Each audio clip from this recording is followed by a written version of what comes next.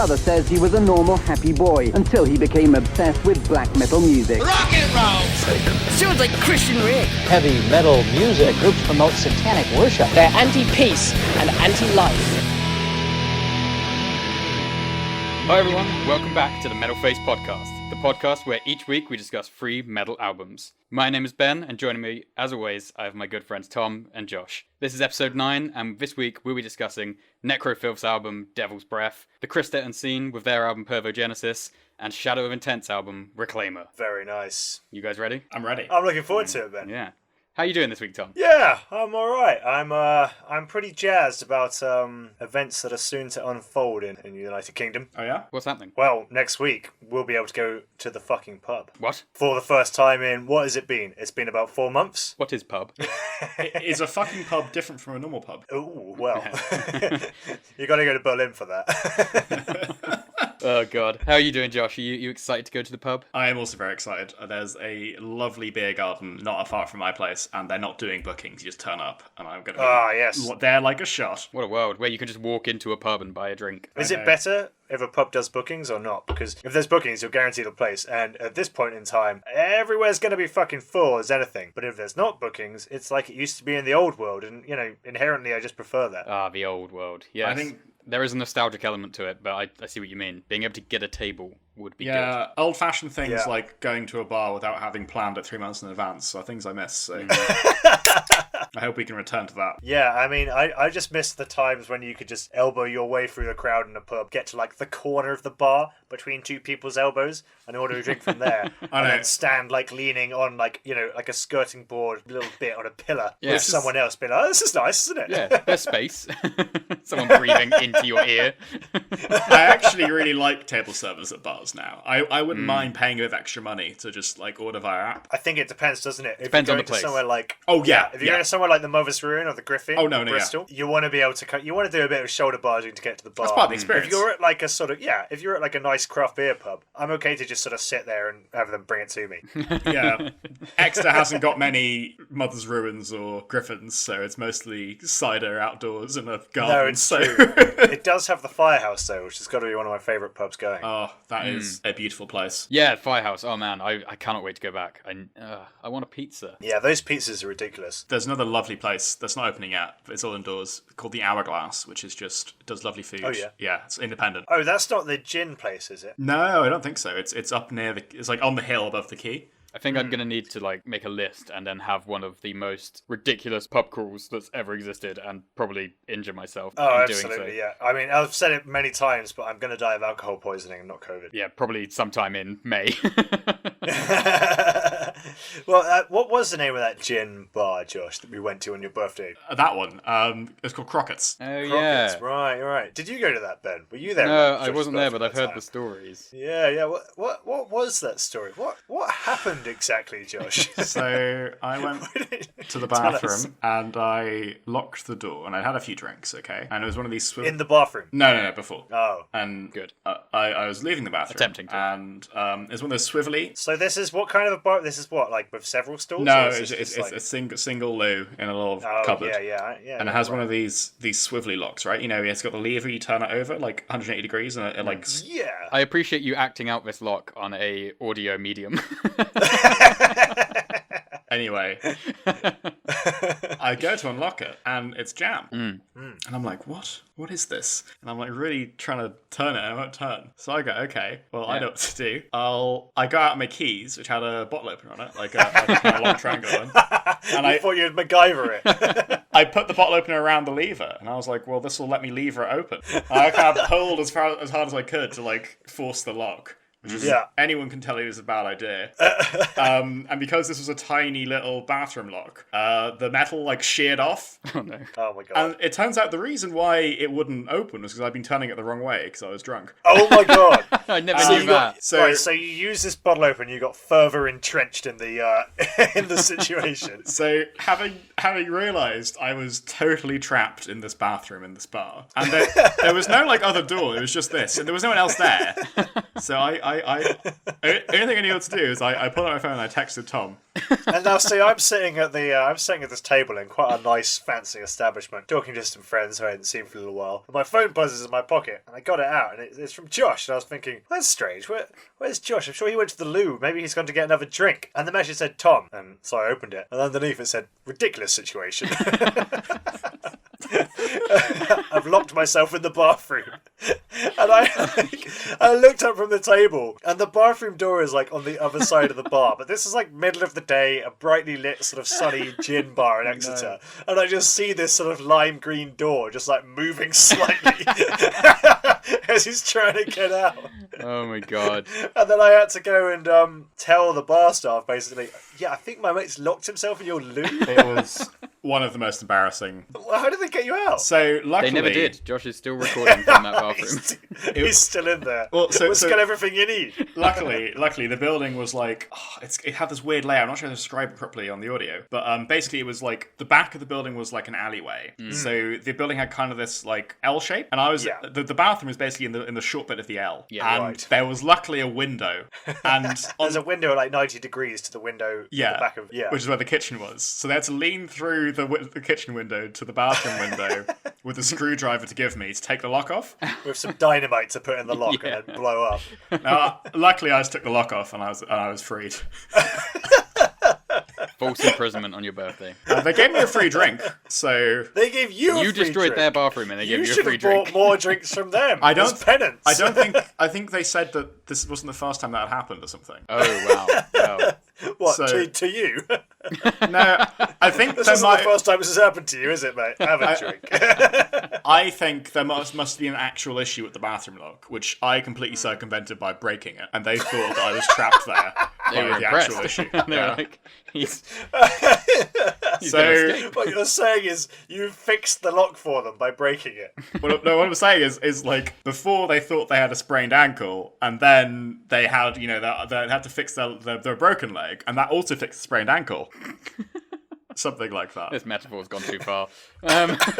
So I want to close this out by wishing my deep apologies to Crockett's Gin Bar in Exeter. I'm sure they're eagerly awaiting your return. I don't think they are. No, probably not. There's probably a picture of you behind the bar. Hard. Don't let this man go to the loo.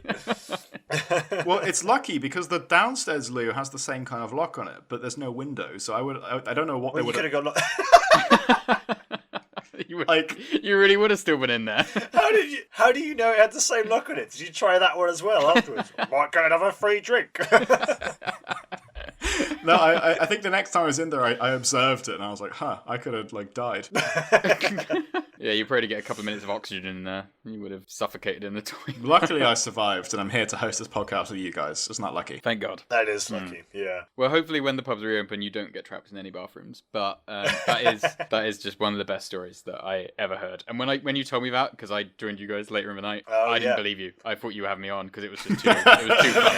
I was like, this is from a show or something. This isn't real life, but this is real life. I've often thought a lot of anecdotes from my life could make it into a sitcom. Certainly, that's certainly good. Oh my God. The Metal Face sitcom. We'll have to start writing some of this shit down. Oh, I'd watch that. Don't know if anyone else would, but I would. Well, so obviously now bars are opening again, but only outdoors, and that kind of constricts you to beer gardens, really. Yeah, it does. Yeah. And one of the issues with the metal, not with the metal scene, but with the metal scene, the main issues of the metal scene. The main issue, the biggest issue we're facing.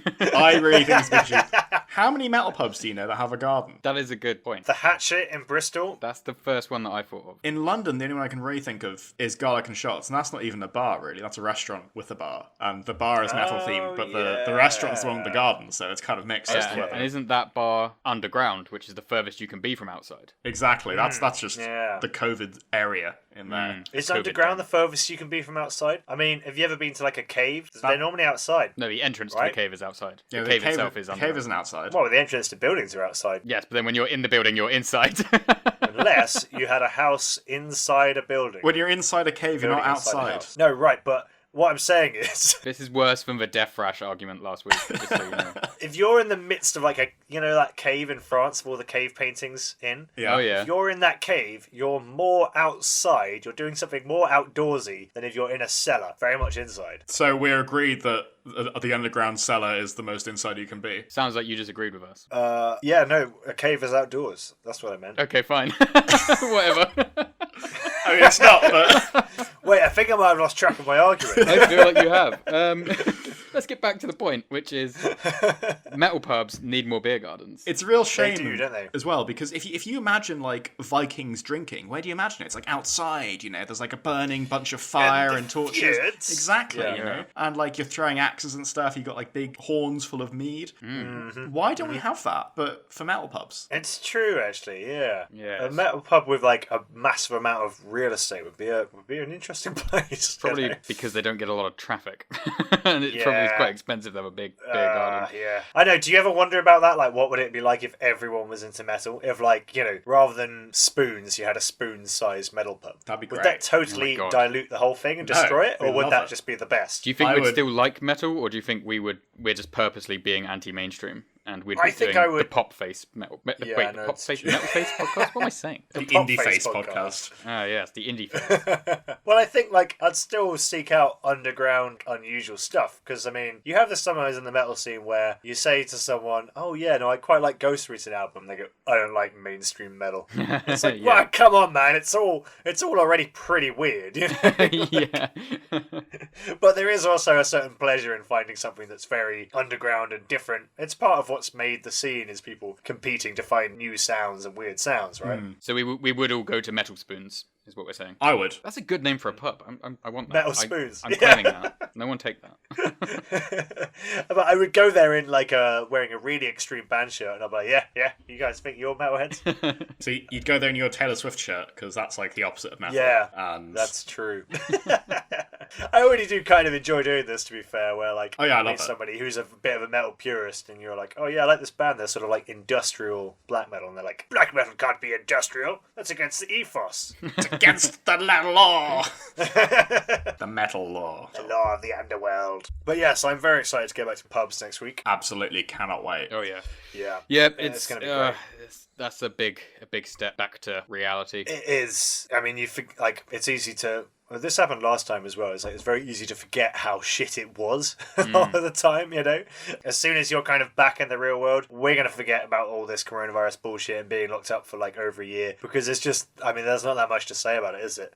It was shit, and now we can go back and live our lives again. Well, so that's the thing, you know, like, media in the 20s didn't talk about the flu pandemic, which happened, you know, a few years before that, because it was probably just so rubbish. You didn't want to have loads of media about it. So Exactly, like, you know, you think about world events at that time. The Second World War is full of, as tragic as it was, is full of interesting stories. A pandemic is not.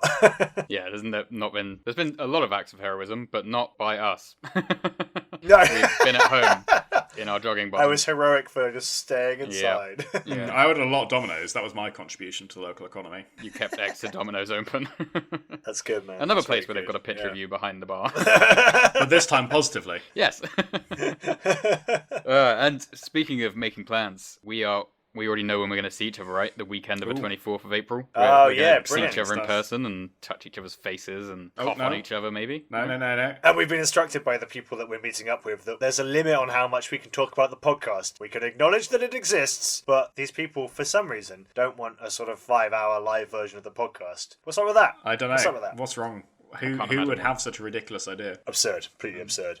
But I'm really excited to stand 1.5 meters away from you guys. No, Josh. I will respect your wishes for now. Are we not going to spit in each other's mouths then? No, that 21st of June, you can do that. That's when I've got the... Damn, okay. Well, speaking of spitting in each other's mouths and general degeneracy as a whole, why don't we talk about our first album this week? Nekrofilth's Devil's Breath.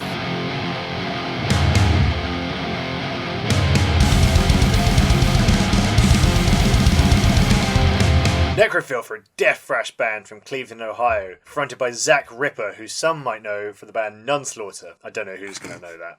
Yeah, Nunslaughter. Big fan. The lyrics deal with outright degeneracy and filth. It's really a journey into the life and mind of society's sleazy underbelly. The music itself has all the speed and razor-edge ferocity of thrash, with the crushing heaviness of death metal, and just a little bit of grind in there to keep it ugly. The bass sound of this album is incredibly strong. It's right up there in the mix, and that is one of many comparisons I think you can make with Motorhead. There's definitely something about this album that's very rock and roll, despite the fact that it still sits firmly in extreme metal. This has been a real favourite of mine for years. Certainly not a top 10, but definitely want to come back to a lot. It stands alone as it achieves a level of unhingedness that I don't think a lot of other music does. I can't help but love how messed up it is. I'm sure we're going to talk about the lyrical subject matter here, because it's certainly one of the things that makes this band really unique. So, let's dive right into it. Ben, I'd love to know what your impression of this is. Yeah, so, like you say, we're going to have to talk about the lyrical subject matter. Let's just try to get through this as quickly as we can, and then we can talk about some music, okay? Because these lyrics are fucking disgusting. Yeah, they really are. So, for example, you've got songs like Worm Skull about a guy's brain being eaten by maggots. You've got a song like Crocodile, which is about that really horrendous drug in Russia that is a sort of synthetic heroin that gives you gangrene. You've got songs like Smear the Sleaze, which is just about the pure outright degeneracy of certain sexual acts and sexual behaviours. You need to stop. Josh looks like he's going to be sick. It's full of stuff like that, and the album sounds like an infection feels. Yeah, well put. That's a great way of describing it. Yeah, so it would be a mistake to listen to this and then immediately toss it aside as just gross. Because I think there's a lot to unpack and a lot to think about here. And it's definitely made me think a lot this week. I've been asking a lot of questions like, is it intentionally nihilistic? Is it so gross that it works? And that's a good thing. But I think ultimately, the thing that I've kind of been thinking about really is sort of the historical context of this kind of stuff. You know, back in the 80s, Slayer was so obscene, they were banned, right? Yeah. Whereas we talked about this last week in our Thrash episode, some of Slayer stuff now seems a little bit quaint. It's definitely still out there, but it's not. It does, yeah, you know, you're kind of like, how did this get banned? Like, and I wonder if like Nekrofilth will be there in 10, 20 years. I can't, maybe they will, I don't know. Yeah. But there is definitely something very gross about Nekrofilth's lyrics that really can make my skin crawl. They definitely they achieve that, don't they? Yeah, and importantly, I think if throughout the next 15 minutes I refer to it as offensive, I really do mean offensive in the way of like a bad smell rather than like, you know, a dangerous ideology or like promoting some heinous act. And I think that Nekrofilth, like I say, it's gross people doing gross stuff, and that's the way that it's offensive. Yeah. And it did kind of detract from my enjoyment of the music, personally. Like, I found it a bit kind of... It pulled me out of it quite a bit. Josh, what did you think? I found this interesting also because I listen to quite a lot of, I think, what most people would find extreme music. And I've never been like, oh, this is too much. And I listened to this album and I was like, okay, I found the line. Yeah. Yeah. Honestly, I struggled to like the album quite a lot because, like, if it was a more classic death metal kind of vocal style and I couldn't understand what he was talking about, fine. But because it was quite articulate and honestly, musically, it's really cool and there's lots of interesting things going on. Yeah. And I will get to that later. But for me, it did, like, I found the lyrics so gross and kind of, like Ben says, offensive in a just not necessarily even... in a sensory way. Yeah. Yes. Like, I actually felt a bit ill, like, when I was listening to it. Like, it really... I never had that music before, so it's honestly, on the one hand, it's like quite an impressive artistic achievement, but on the other hand, like, I didn't like it in that sense, and I don't know, I think it seemed to me like one thing when you have, like, you know, Cannibal Corpse or something, and they've got all these like horrible, gross horror movie lyrics. But that always feels kind of funny to me. Whereas, like, you know, it seems like it's a bit over the top and ridiculous. Yeah. And I don't know why. It might literally just be the vocal style, but this felt a bit more like kind of mean spirited. Oh, yeah, I think to me maybe I would say. Because I think you and I, Josh, have probably been having similar, like, kind of debates in our heads this week. And I felt like maybe I narrowed it down a little bit for myself. And it's that there's descriptions of quite specific acts and stuff that's quite, like, real and very descriptive versus stuff that is... And another comparison I kept making in my head in terms of the sound quality was like Dying Fetus, where I enjoyed the vocals on a musical quality. Yeah. I didn't understand them, so it didn't bother me. Whereas with Nekrofilth, like you say, I totally understood everything he was saying. I got every word of it. And Exactly. You can't ignore it. So Tom, defend yourself. Explain this. Explain this mess you've made. Why have you done this? So the lyrics are obviously a big part of this. It's extremely sleazy and in places kind of like outright shocking. And I've been thinking about this a lot recently. Like, is it okay? I'd sort of listened to it and thought, like, wow, this is pretty shocking. The conclusion that I've basically reached is that just because a band portrays something, it doesn't mean that they endorse it. This feels to me like a really sleazy and bleak 70s movie, which is sort of super dark and about like the underbelly of society. Right. Something like Taxi Driver or Dirty Harry. And funnily enough, Zach Ripper actually mentions Taxi Driver when he was interviewed about this album.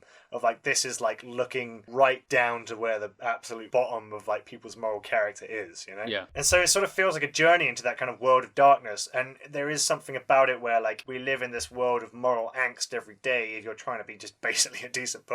This is 25 minutes of being totally free of those sort of restrictions of morality. You know, and it's certainly controversial. Like, is that okay or is it not? That is an interesting way to think about it, rather than like sort of taking it as a challenge. Take it more as a chance to kind of just breathe out and be like, ugh.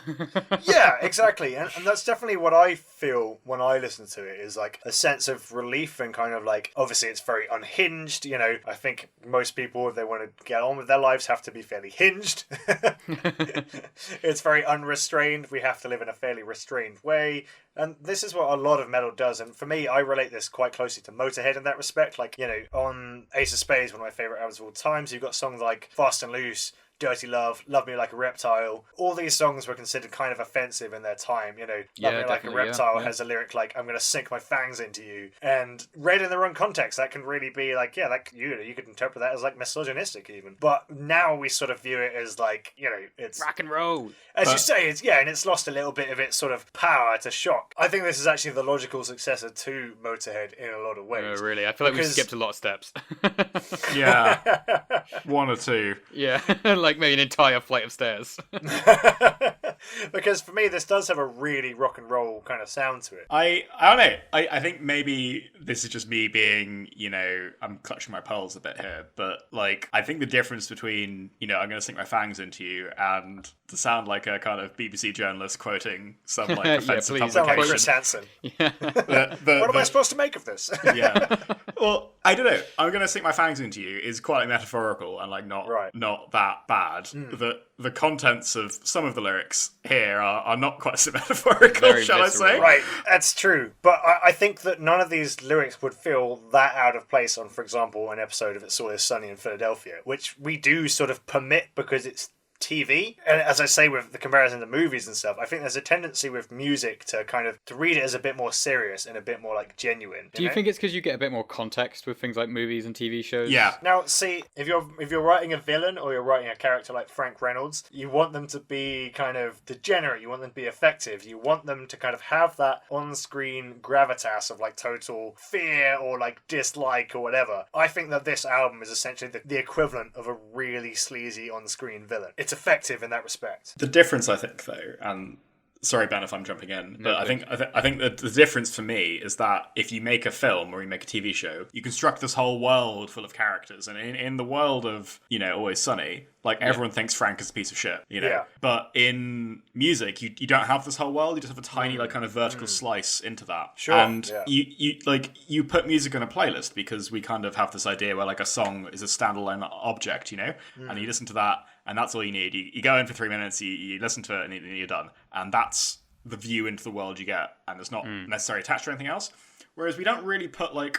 I guess you do a bit of YouTube, but it's not like you can go on Netflix and queue up all your favourite bits of Frank being Frank Reynolds in Always Sunny being a sexist or something, and like watch all of those. You know, it's always in the context of the wider show. Yeah, yeah, okay. And like you say, you have those that other characters true. that you can see the reflection of these bad elements in, and that you can see the corruption they bring to normal people, I guess. Okay, now see, I think these are all good points, but I suppose I think that music can do that as well. I think that like an album like this can stand alone as like a villain in a world of you know, sort of music that's kind of permissible. Do you know what I mean? mean? Yeah. And like I think, as I say, it's about intention and it's about interpretation. I don't think that this guy is actually like a piece of shit. I think he's living he's creating a sort of a world, you know what I mean? And it's about interpretation. I view this in that context of like, this is like the musical equivalent of Frank Reynolds from It's Always Sunny. Somebody else might hear this and on the one hand be like, this is offensive to me and I don't like it. On the other hand, might be like,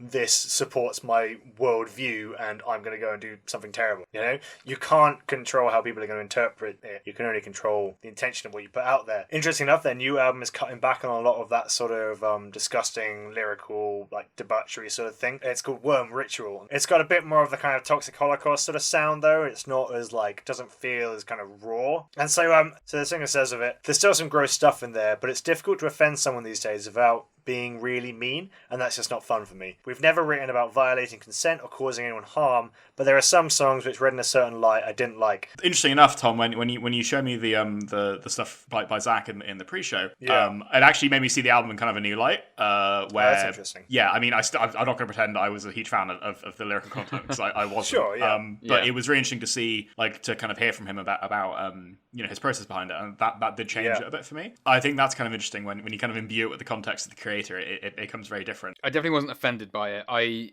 Like we said in some of the previous episodes, it's kind of hard to offend me, and I'm happy to let art be art, and it can be almost anything in that space. But I think the fact that this made me uncomfortable and the fact that it made me think a lot more than I thought it would is a good thing. And I think it would have been wrong of me, and I think going to the listeners out there, if you listen to this and immediately you think gross, I want to turn it off, like, fine, you can do that. But I think some of the things that we've talked about are important questions which we may not have done an amazing job of answering, and it's probably something that we're going to come back to. Yeah, definitely. But I think it's good to ask those sorts of questions, and you don't have to like the music, you don't have to listen to it, but the kind of boundaries that are being pushed here I think are important. It's worth answering and asking and answering these questions. But we should talk about the music though, because we've talked about the lyrics and there the was meaning music on this behind album. But for me, like, you know, not gonna lie, these lyrics on an album that I didn't like would be, you know, I don't like it because of the lyrics. The lyrics are just part of it that pushes it over. They do marry very well together, though. The music itself, without the lyrics, you know, if you just think about the vocal style, it still sounds like an infection. So can you expand on that? Because I think that's a really good metaphor. It sounds like an infection.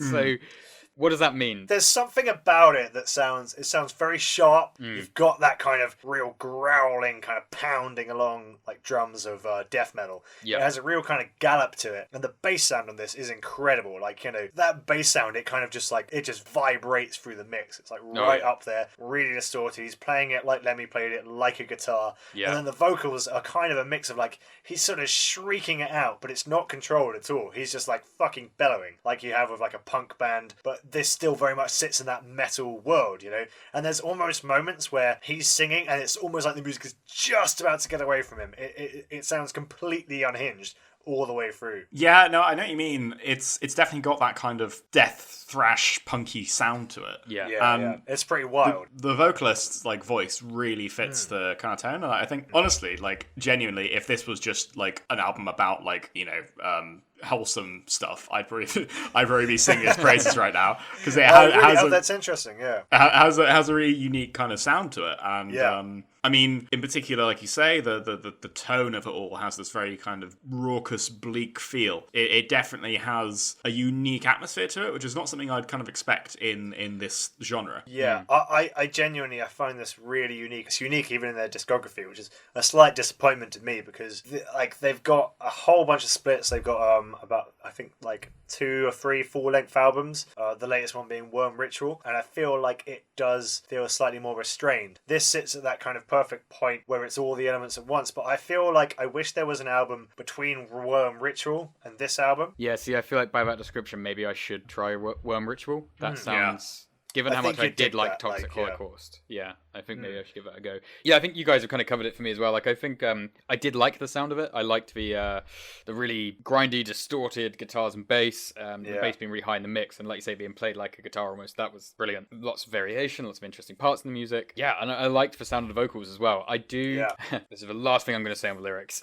I do feel like the vocals almost weren't extreme enough for the subject matter, but they did fit the music well. That's interesting, because I think that quite often death metal vocals, I find they fall a little bit flat. Now, I think here's the reason why. There's real virtuosity around like guttural vocals. Anyone who has taken the piss out of metal and then immediately tried to sing like that will have realised that pretty fast. Yeah. And they go, it's all screaming though, isn't it? And you say, well, all right, why don't you give it a go? And then they go, oh, okay, that's not that easy afterwards. So, so there's real virtuosity in that sort of death metal and particularly like deathcore kind of vocals. And the reason why I think this works is that it still, as I say, has a lot of that kind of rock and roll in it. So it doesn't feel like a virtuoso vocal performance at all. It's that dark side of rock and roll, isn't it? Like it feels like a very natural performance. It's almost black and roll, you know? Almost. I don't know. Yeah, maybe that's giving it too much credit. Yeah. I do still feel that, rock and roll had, like, ultimately quite like a kind of, I was going to say the words pro-life, but that's not what I mean. Pro-existing? Pro-having a good time? I don't think this album's about, like, I don't think it's anti-life. I think it's, like, it's pro... It's anti-peace and anti-life. I think this album's about, like, be alive and do disgusting shit while you're alive. I think there's a real lust for life in there. There's a real need to, like, get into the dirt and eat all the worms you find in there, you know? Yeah, I don't know. Maybe I'm not ready for it. Maybe that wasn't my perspective, but that's fair enough. No, yeah, I think we could talk about this a lot. Yeah. Definitely, which is a good thing, right? You know, I mean... Yeah. Do you know what? But one last thing. One more thing. There have been times this week where I have softened my opinion quite a bit, and it's happening right now. And then I put on one of the songs and I go, oh, no, it is actually really gross. Yeah. I know exactly what you mean. And I think, like, my friend Jake showed me this album while we were still living in Plague House in Exeter, Josh. Do you remember those days? I do. How could I forget? This is the right place to listen to that. Exactly, yeah. And we were drinking, do you remember we ran out of alcohol and the only thing we had to drink was that bottle of whiskey with all the ants at the bottom that crawled in through the window? I didn't drink that. I remember that happening. And when you pick up a plate and there'd be a family of slugs living underneath it. You drank that whiskey with Seb, by the way. I just want to clarify that memory for you. Yeah. Because I think before you said it was Josh and it was definitely Seb. I'm sure it is. If it isn't Seb, tell me, but I'm sure it was you. I'm pretty sure it was Seb. Now, see, when you're living in that kind of state... which I have been for a long time. And certainly when I used to wash dishes and spend a lot of time fingering plug holes and things like that. Well, sometimes all the food gloop, like, it fills up the plug holes so enormously that you kind of just have to get a couple of fingers in there and scoop it all out. Yeah, it's disgusting, yeah. This is giving me the same feeling that Nekrofilth did. Yeah, when you're in that kind of state, this is the music you want to listen to. This makes you feel better about your life. Should we do favourite tracks? That's a good point. What was your favourite track, then? I think if I had to listen to some of these songs again, I would listen to Wormskull and Crave the Grave. I liked those songs. You are going to have to listen to these songs again when I come round to your house again. I liked Smear the Sleaze. It was probably one of my favourite tracks musically, but alongside Junkie Cunt and I'm a Degenerate, those were songs that I liked musically, but the lyrics just made me go like, oh, did you have to? Did you have to write that? It would have cost you nothing not to write those lyrics. Yeah. How about you, Josh? I'm kind of in the same boat as you. There are a couple of songs where I was like, I could get into this, but like they were just... I mean, I'm not afraid to say I found the lyrics quite offensive in those, so it did turn me off, But Crave the Grave was a good track, I thought. That was cool. Some standard death metal kind of lyrical themes. Felt... It's bizarre when like killing someone and watching them rot away is like the wholesome end of an album. I would have to say, if I wanted to pick a favourite track, I don't know. I like the whole album. I really can't decide. I think Death Rush stands out, Junkie Cunt stands out, but in general, if I'm listening to this album, I'm normally listening to the whole thing. I don't know, maybe that's a shortcoming of the album, that there isn't just like, I wouldn't necessarily put a song on a playlist. I kind of want the whole experience. It's a shortcoming of the album that you like it all too much. No, I have found it really interesting actually this week, listening to this album, because this is the first time in my life I've been offended by music, or I've been like, this is fucking disgusting. This should, I was like, this should not have been made. Well, it just sounds gross, doesn't it? There's bits where like it sounds like he's fucking vomiting while he's singing. Yeah. I often think you and I, Tom, have quite a lot of overlap in our music taste, but this is definitely one which is not in that overlap for me. It was interesting, but I don't think I liked it. Fair. So our second album this week, much less gross, is Pervogenesis by the Kristet Unseente.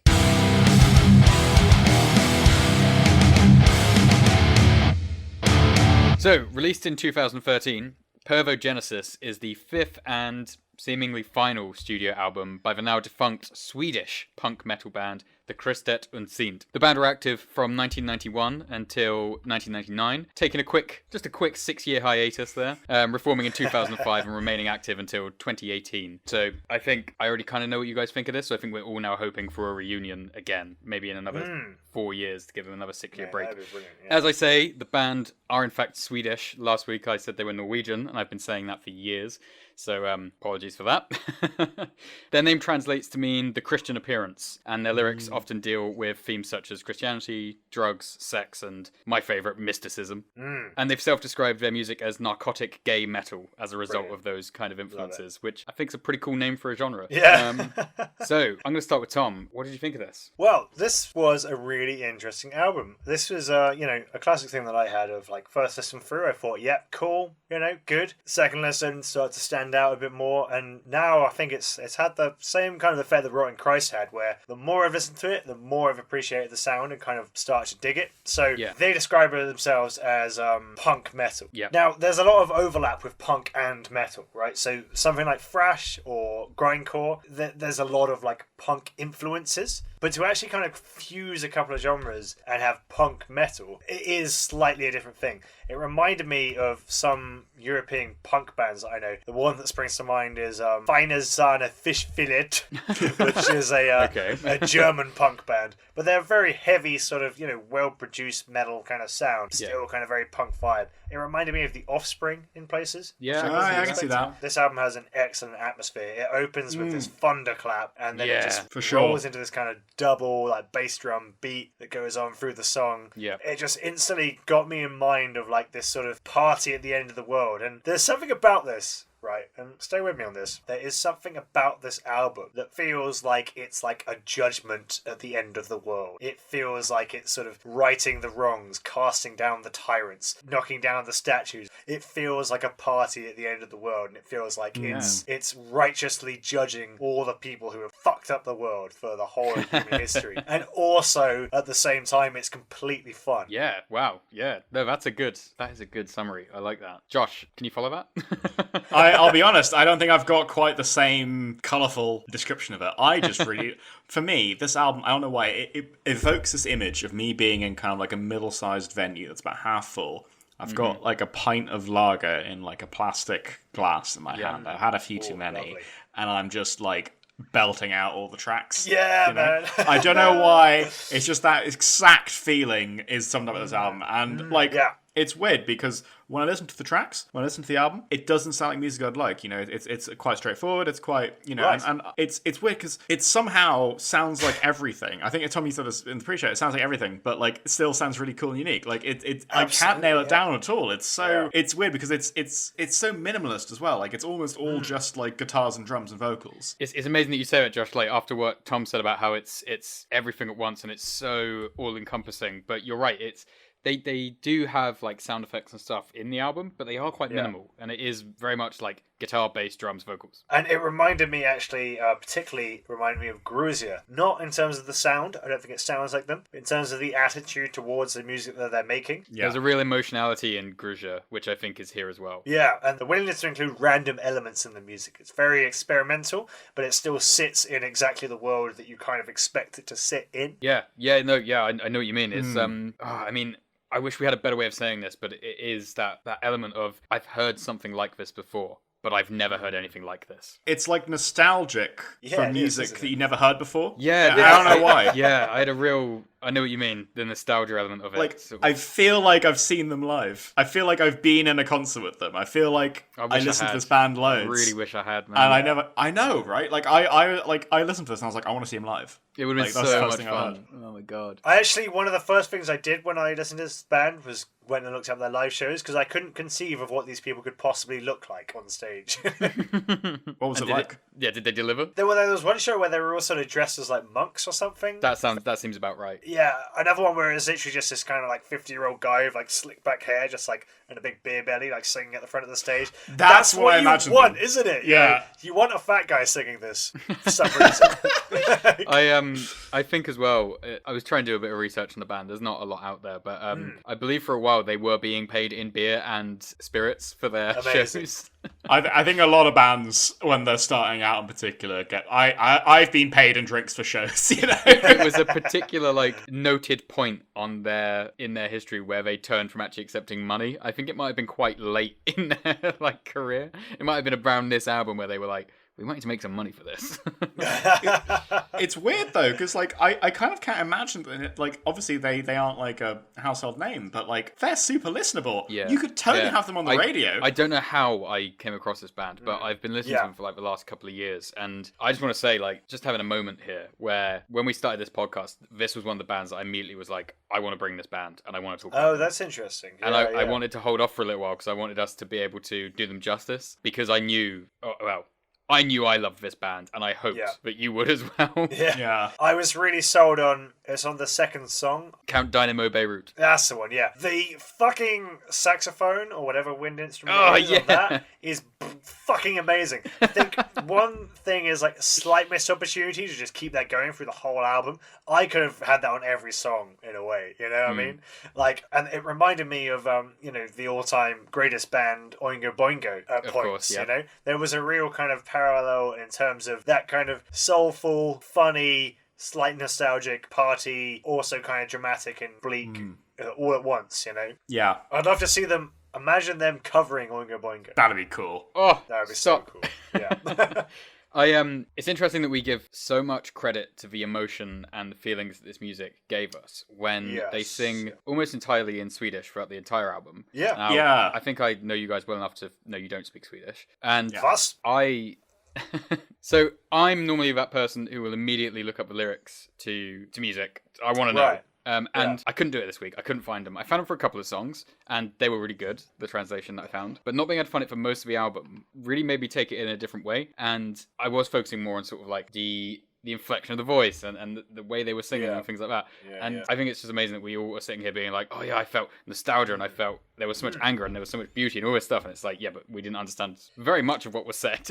I would say it's interesting because the lyrics here, as far as I'm aware, could have been Nekrofilth's lyrics and I wouldn't have known the difference. That's true. Yeah, that's true. Yeah, but it's just amazing how it doesn't give that, like, just the way it's sung, I guess, just like doesn't give that impression. Yeah, it feels nice. Yeah, it feels pleasant. And I think, I love it. It's got that party vibe, it's got that warmth. Like, Arunachala, the first song on the album, is an amazing song. I love that song. It's probably one of my favourite tracks of all time. And I think I just love anything with, like, chanting in it. Like, any kind of, like, rhythmic chanting. I love it. I noticed that parallel with Rotting Christ, particularly in that song. Devidavan and Arunachala. And just very, like, catchy. And I like to sing along to things. I think also that, the sound clips at the start of the songs, like, what is that one where it's like, what is your bottom line? That in 1950, a craft containing non-human species landed in Roswell. That might be Dogan Star, because that's the song that's all about, like, the UFO conspiracies. Just having that little bit of context sets it up pretty nicely. And Grindcore does this as well, where Grindcore, you're not supposed to understand the lyrics, but you have a little context for the song based on the title and based on the sound. Yeah, and I did notice that they use that a lot throughout the album. A lot of songs start with, like, a quick sound clip. What's that other one? I'll Bring You Total Fucking Devastation or something? Oh, yeah. What is it? I can't remember. But there's a lot of them in there. Like, we have the opportunity to craft for ourselves a new world order. And I immediately know, like, the song that's from. That's Bilderberg. Bilderberg, Recognize it by, the association with the name. It has this kind of feeling of, like, relevance to, like, 20th century history and stuff, doesn't it? I gotta say, man, how long have you known about this album and how well do you know the album? Is this their pinnacle album? Is it the only one you know? Or So I've known, like I say, about the band for a couple of years. This is definitely my favourite album because I know the most tracks from it, but I've always sort of listened to their top tracks. And I was actually, like, relieved that listening through this, like, I knew the first 5 tracks, like, definitely. And then getting into, like, the second half of the album, I didn't really know those tracks. So I was really relieved that I feel like they did maintain the quality. There was a little bit of sameness in there, maybe, but there was a lot of, like, variety there as well. So, I was relieved upon listening to the entire album that, like, they kept up the quality. Yeah, absolutely. So what were your favourite tracks in the album?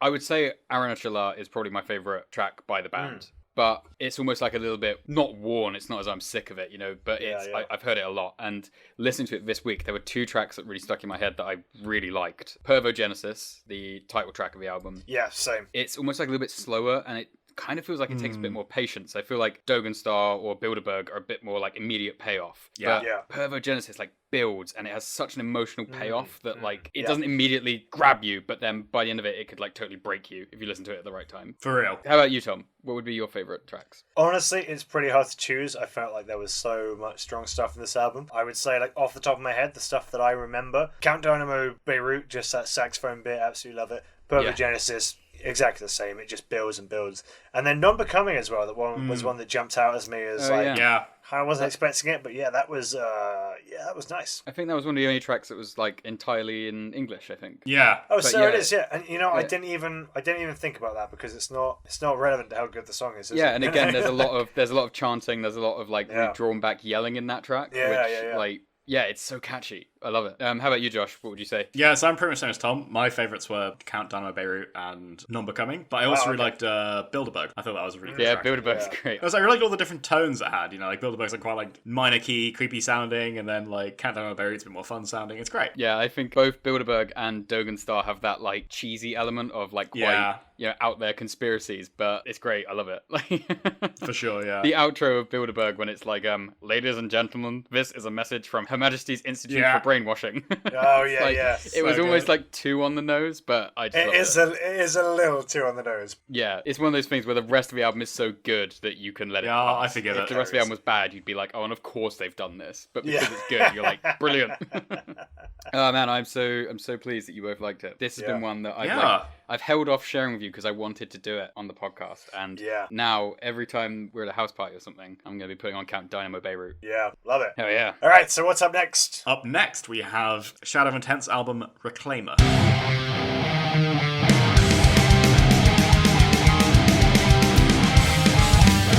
Shadow of Intent are a deathcore band from Connecticut, USA. And they were founded in 2013. The name Shadow of Intent is actually a reference to the Halo series of games, so bonus points if you got that. And much of their music focuses on the storyline and the lore from these games, and the kind of wider Halo universe as is expressed through kind of comics and novels and mini web series and things like this. Reclaimer is the second of their 3 studio albums, and I can get into the deep lore and significance of what a Reclaimer in the Halo world is. I hope we will later if you want. Please do, but tell us what the music's like first, Josh. Oh, fine, I suppose. That's important too, isn't it? So yeah, this is the second of the 3 studio albums, the most recent one being Melancholy, which is a bit less Halo-themed, I believe. A bit less. Yeah. Like most albums. Yeah, compared to most albums, it's probably more Halo-themed than average, but I like this a lot because this is kind of part of what I am going to term a new movement in deathcore, where it's very maximalist. A lot of synth, a lot of vocals, it's very fast. They do everything, and they don't let up the whole time, and I'm a big fan of that kind of sound. Nice. But I'm also aware that you guys aren't necessarily the big fans of deathcore in the world, and this is our first deathcore album on the podcast, I believe. So I'm really interested in what you think. So yeah, that's true actually. Ben, what did you think? Okay, so I think this is probably the most straightforward album we covered this week in a way, but there's still a lot going on here, which I really liked, which surprised me. Yeah. Because when you said last week that it was deathcore, I immediately put up my my energy shield. Is that a Halo thing? I don't know. Yeah. I don't know. I kind of thought like, oh, here we go, You deathcore. threw some Cheetos and Mountain Dew at him. Made a cheesy dust cloud to escape him. Yeah, there's a lot of like really operatic elements throughout this album that I think really elevated it. I think maybe the issue that I had with deathcore before is that maybe it didn't feel epic enough for like how serious I felt the vocal style was, like that really guttural deathcore growl. But I feel like the symphonic elements and the kind of operatic elements to this really elevated it. And just to like give my intro, I liked it a lot. Yeah, I think this is an interesting one. I mean, like we looked at Dying Fetus a couple of weeks back, and to be perfectly honest, I don't think that it's like it's not a huge distance away from something like Dying Fetus. I think that deathcore lives in like a slightly different world conceptually most of the time, and the vocal feels like a bit of a cleaner world. Yeah. It does have that slightly more, what's the word? Refined. It's more refined. It's better produced. The vocals tend to be most of the time in a slightly sort of higher register. I didn't find that so much of this album. I felt like it was covering a massive range. And I gotta say, as somebody who's not a deathcore fan, and let me just preface that by saying that, like, Bring Me the Horizon, I was around when they were big. I wasn't into that. I don't know if that's even considered deathcore anymore. Suicide Silence, I kind of like. Ben, you make an interesting point of, like, deathcore for me has always lacked, like, the sort of spirituality that maybe you get with, like, sort of atmospheric death metal and, like, black metal. Yeah. It lacks the kind of rock and roll element that I like with, like, thrash and with, like, a whole bunch of other genres. But I did actually really like this album. I felt like, you know, it's just difficult to not like how technically proficient it is. Yeah. Every time you put a song on, you can just listen to it and you're not getting swept up into, like, this sort of, you know, scene or, like, zone so much as, like, you can just hear the music. But something that this album did really well, as you say, is elevate it with all these kind of epic moments using, like, they've got like a fucking harpsichord in there, they've got all these classical elements and stuff, and it does feel at points a little bit battle metal, which I like. Yeah, and even with those classic deathcore, well, even with those elements that I would call classic deathcore, not being a deathcore fan. No, right. Like the guttural vocals, they play around with it. It's sometimes there's really slow, heavy vocal parts, and then there's like bits where he's speaking so fast, it's almost like it's practically rapping in parts, isn't it? Yeah. That part almost gave me like a if you took Anil Nafrak and like polished it up and cleaned off all the filth, I'd be like, this is like Anil Nafrak. You know? I can see that. Josh, I want to ask you, what is the definition, or rather your definition, of deathcore? So deathcore is an interesting one for me because it's one of these genres where until recently no band would admit to being a deathcore band, and it was kind of this like pejorative term, right? Yeah. But it's really it's kind of it's a hard one because it's not like a clear line, but it's basically death metal with kind of a punky beat a lot of the time. So like you have the kind of punk like skank beat as the main thing rather than like a standard death metal blast beat. And there's lots of breakdowns and things like that. So classic examples of bands like you say Suicide Silence, but also All Shall Perish. More recently, Die Art Is Murder are one of the biggest bands in the scene, and I think they had a big influence in defining the kind of modern current deathcore sound. That's the name I've heard a lot. Yeah. Yeah, people sometimes... Yeah, I ran into someone recently who I said, oh, you know, I'm into metal and stuff, and he was like, oh, you must love Die Art Is Murder then. And I was like, I've never fucking heard of them, mate. You know, well, I have heard of them. I've never listened to them, sorry. But I think... And then you threw your drink in his face and walked away. Deathcore lives in a slightly different world, doesn't it? To, like, sort of traditional styles. And it's interesting that you talk about the punk beat, because I love a good punk beat. I've never got that from deathcore. Maybe I'm listening to the wrong bands. The drumming has always sounded very technical in deathcore. Yeah, I do see what you mean. I think I'm so when you hear it, so I'm thinking of a particular Die Art Is Murder song when I'm hearing this in my head, and it's very much like the same kind of feel, but it's not quite so splashy. It's like a more technical, refined version. Because it's not hugely rock and roll, is it? Oh no. It's very much it shares a lot of things like technical death metal. Yeah, definitely. So that rock and roll point that's come up a lot this episode. And correct me if I'm wrong. Are we saying rock and roll, that sort of loose, fun, like kind of almost craziness to it, whereas maybe this... It's like gallopy, it's got a kind of rhythmic... Should we use one of our favourite words, raucousness, to it? Yeah. Whereas I feel like this album and maybe deathcore, and a lot of, to be fair, like modern genres like technical death metal are very very tight and very like there's less raucousness to it. It's very tight. Like rock and roll's loose. I think I don't want to turn this into the Deathcore Face podcast. I think next season maybe we could do a Deathcore special. I'm interested. Yeah, I'm definitely interested. That'd be brilliant. Yeah. Let's do that. Josh's eyes just like widened. So I think early deathcore had a bit more of a raucous feel. I think it's interesting how it's evolved now. So just to give you a quick kind of very super brief history of the genre, it kind of started out with bands like Bring Me the Horizon and All Shall Perish, and then kind of turned from that kind of like that sounded quite loose in a different way, but in a probably more like, it sounded very extreme, like Suicide Silence. It did, yeah. Bring Me the Horizon, like, you know, an album like Suicide Season. I actually, like, the last time I listened to that album, which was probably over a couple of years ago, I remember thinking this is actually still pretty strong, and it does kind of still work quite well as an album. Like, I'm not gonna lie, it's not bad. I mean it's one of those things where it's like, as a genre, I think it's been really unfairly underrated in my line, because there's a lot of good strong. Yeah, definitely. I mean, and like it's considered like the hair metal of its age, right? It is. I honestly don't know why. It's a bit of a meme, isn't it? Like I don't want to sound like a hipster. I've always liked deathcore. I always thought it was cool. I liked it before it was cool. Oh, it was never cool. So okay, fair enough. But is that true? Because it is kind of cool. It was huge, yeah. I feel like it became really huge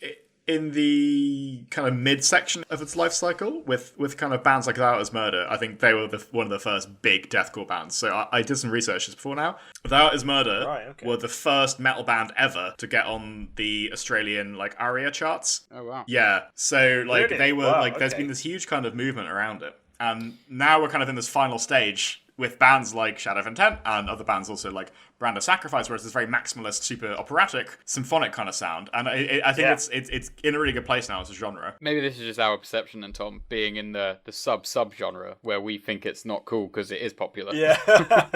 So for me, this album's got loads and loads of really cool tracks, but I think it's really interesting hearing songs like The Return, which are quite almost sing-along in the chorus, compared to something like The Prophet's Beckoning, which is this very kind of sad, melancholic, but still very epic feel. Yeah. With that big solo, which is something you don't really see in a lot of kind of modern kind of deathcore and things. You know, it's not something you really associate with the genre. Yeah, they're definitely willing to push the boundaries on the genre. I think that this feels like, so I love technical death metal. This feels like a very fresh version of technical death metal. I would almost say that there's not that much delineation between deathcore and death metal at some points, to be honest. It reminded me a lot of Dying Fetus. And I think that, you know, you've got like about 4 guest vocalists on this album, right? I'd heard of a couple of them just from like seeing them on YouTube doing like vocals and things, you know. It seems like there's something fresh about this genre. There's something really vibrant about it. I think that this, like, you know, it almost, as I say, sounds a little bit battle metal, and I'd be interested to hear other stuff in this genre because like it's just on the edge of something that I might like, and I kind of can't figure out why it doesn't tip over into something that I really like. That's interesting. So this kind of recent wave of deathcore is really summed up by, I think, this band, another band called Lorna Shore,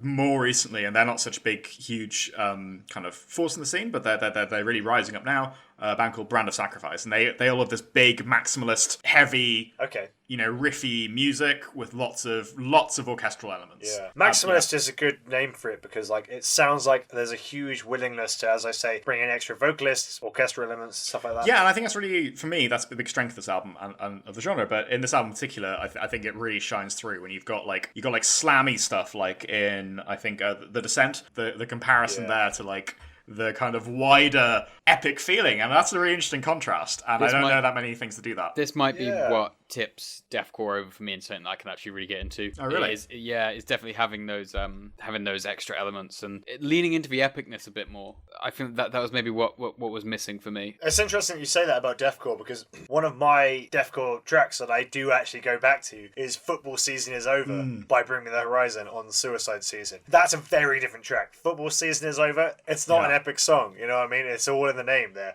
There's nothing epic about that at all. If I'm going epic, I'm thinking like Exter and stuff like that. I'm thinking like Teresas, I'm thinking Nile, that sort of thing. It was interesting to see a version of deathcore which does have that epic sound on it on this album. And my only hesitation here is like a purely musical, which is that like the orchestral elements are slower than the rest of the music. And I tend to find that you tend to listen to the slowest part of the music, not the fastest part, in general. With black metal, you have these moments where they bring in like an acoustic guitar over the top, which is way slower than the rest of it. I found that this album was like, unfortunately, a little bit slowed down by some of that orchestral stuff. Even though it's cool and it does make it epic, I felt like I lost my, not that I lost my patience with it, but like I wasn't as up for the album once it started to do a lot of that sort of thing. Fast music, like we said in the Thrash episode, is very easy to listen to for a long time. So I totally know what you mean. When I was listening to this album through again, I was picking The Return, you know, like it's weird because it's got that like super fast blast beat and then the quite slow guitars and the kind of like harpsichord, right? It's this weird mix, and I thought I would kind of throw you because you said that kind of thing to me before. If you want really fast orchestral stuff, I would say also check out a band called Brand of Sacrifice. I talked about them a bit before. I discovered them like a few days ago and I'm super into them. They do really fast breakdowns and riffs and things, but they do it on the keyboards too. And you can hear them like shredding away on the keyboards. It's very cool. I gotta say, this is an area which I think maybe I've written off unfairly, and I'm very interested to see if we, maybe we do a deathcore special, maybe.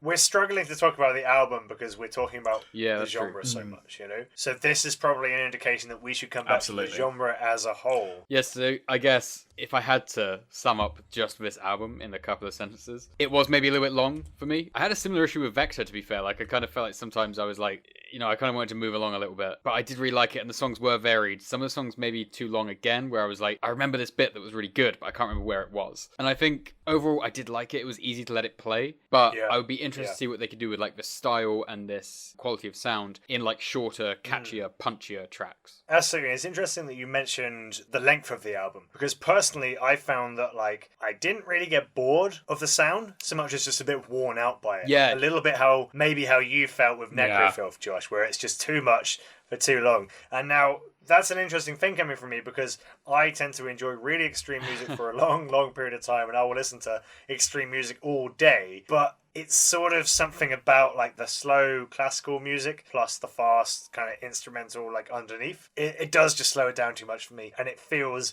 a little bit too mannered. That said, I really actually did like it, and I think if I'm going to go into favourite songs, I would say Mad Tyrant's Betrayal, Gathering of All. Largely kind of blurred, but like I'm pretty confident I could kind of pick this up anywhere and enjoy it. So good album. I did like it, and I'm interested to see what else this genre has to offer. I'm really I'm quite pleasantly surprised you guys liked the deathcore album. Yeah. Yeah, no, I know what you mean. I think for really deathcore's hit it big with the confusion of the symphonic orchestral stuff and the riffs and the fast vocals and the everything.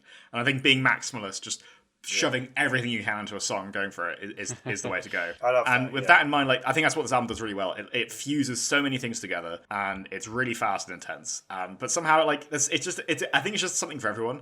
If you want like slammy, heavy stuff, there's that. If you want almost sing-along melodic parts, there's that. It's kind of does everything, and it's somehow all fits together. And coming with that in mind, my favourite tracks are definitely like, I guess maybe on the more melodic end. So my absolute favourite is The Prophet's Beckoning. I think that's really good. But also The Return, I think, is excellent. Yeah, that was one of my favourite tracks, The Return. And I think I was going to pick the song that I think summed up the album the best. I would say The Heretic Prevails. I think probably my favourite track.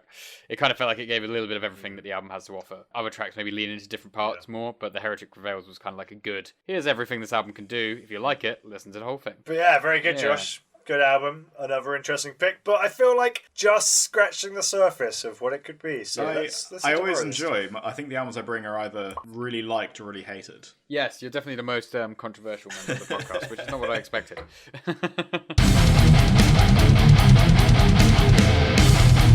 So that was Nekrofilth with their album Devil's Breath. Love it. The Kristet Unseente with Pervogenesis. Love it. And Shadow of Intent with their album Reclaimer. Could love it. Good stuff. Could love it. Could love Could it. love it. Not Give quite it time. there. Give it time. I don't know if I can say the same about Nekrofilth. No, I can't. Hey, well, we should listen to Worm Ritual, because if you guys like Toxic Holocaust, which Josh, you didn't anyway, but Hang on. Yep, this If is you gonna like work. this band, which you didn't like, I do wonder how well we've managed to discuss and answer some of the questions that Nekrofilth made us ask ourselves. well, a little bit of a spoiler here, but in the last episode, we're not planning to do any albums, are we? We're just planning to talk shit for an hour, and I'd love to come back to this topic of revisit this. Yeah. what's acceptable in music and like how is it portrayed. And this isn't a question that's unique to Nekrofilth by any means. Not at all, It's something that I think we're definitely going to have to come back to and hopefully grow and learn, which is what this podcast is all about. Bottom line is, Growth. we like music that to a lot of people is fairly controversial. I mean, like, I remember when I used to work at... Are you getting back on your Nekrofilth soapbox? Because climb down and stop. I know, You had your chance. I remember when I was...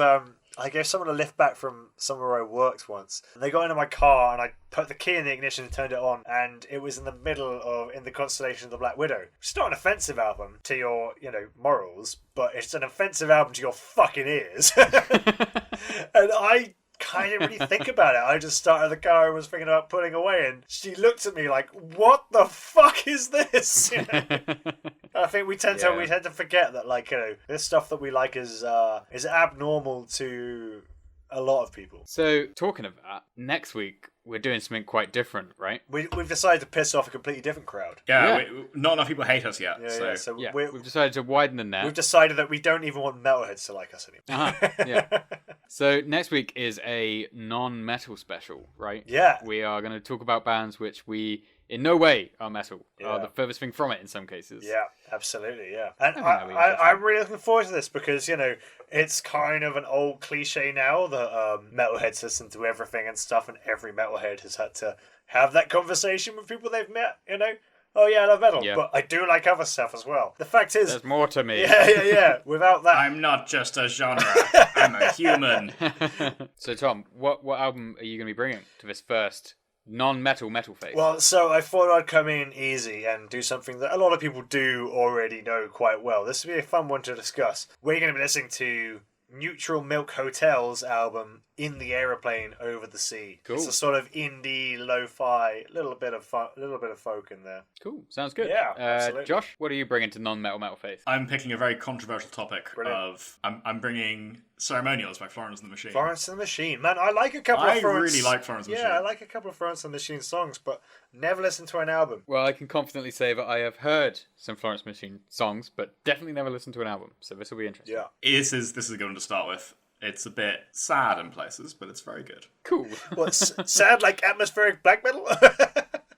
Just like have some Kleenex ready. What about you, Ben? So I will be bringing Wolf People's album Ruins. Okay. Which is just the definition of psychedelic folk music. That as sounds far as I'm great, concerned. man. Yeah. Yeah, I mean, Sounds Are we talking plugged-in guitars or are we talking acoustic guitars? bit of both. No. There's some acoustic stuff and there's some real distorted, trippy stuff. Exactly what you'd expect from, like I say, Sounds great, they are man. distilled psychedelic Yeah. folk. Like, imagine psychedelic folk, that's them. That sounds great. And I think, we've all happened to pick stuff that's in a similar-ish ballpark, We're all talking stuff that Yes, has by accident or design. a little bit of both. sort of indie rock, kind of lo-fi folk sort of thing going on there. I think, Yeah. we've come in at the more acceptable end of our music taste for metalheads. We are trying to break the stereotype that we only like one thing, but yet we've all picked one thing. Yeah, How did that exactly, happen? yeah. And I think in the future, there's definitely a lot of artists I'd like to subject you guys to. We should get into something without any guitars in the whole album. God, No. What? God forbid.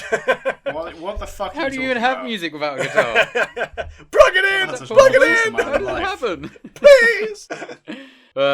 Cool. Well, that was Metal Face episode 9. Thank you everyone for listening, and we'll catch you next week. I'll see you next week. Bye. That was the Metal Face Podcast. Go follow us on Facebook, Twitter, and Instagram. Thank you for Season and Miss, Carrick Anger, and Separation for their music in the intro. And thank you to Johnny Peterson for transition music throughout. Go check out his projects at Heads for the Dead, Massacre, Wormvale, and Wombat. And most importantly, thank you for listening. Take it easy, and hail Satan. Take it easy. We'll see you next week. Keep it breezy. Why are you doing the voice? I'm not doing a voice. Take it easy.